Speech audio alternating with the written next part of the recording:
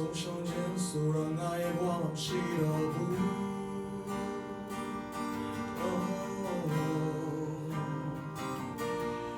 ယေရှုအကုန်ယူသွားပြီးကားတိုင်းထမ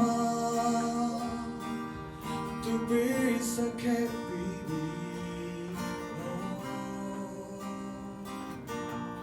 Thank you Lord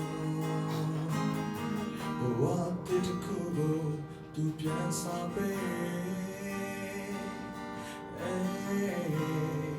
အတိတ်ကမျက်နှာပေါ်တွေကောင်းချစ်ပဲကလာပါတဲ့နာဂလေးအဖြစ်သူဖန်တီးပေး baby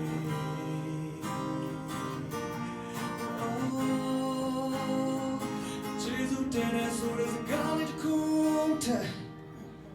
ပေါ်လေးတဲ့စကားလေးရှိရင်ကိုယ်တော်ကိုပြောချင်တယ်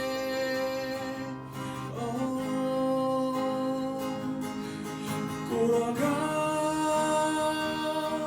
ကျွန်တော်ဘဝရဲ့အရာအလုံးပဲအရာအလုံးပဲ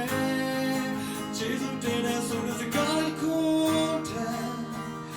ပူလေးတဲ့စကားလေးရှိရင်ကိုယ်တော်ကိုပြောချင်တယ်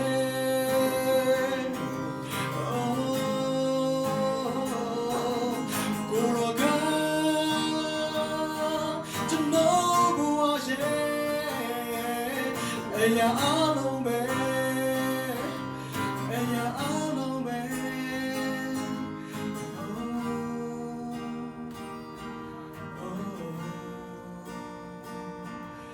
အရာအလုံးပဲကျွန်တော်ရုပ်ရှင်ရဲ့ရုပ်ရှင်ကောင်းကြီးပေးပါစေအာမင်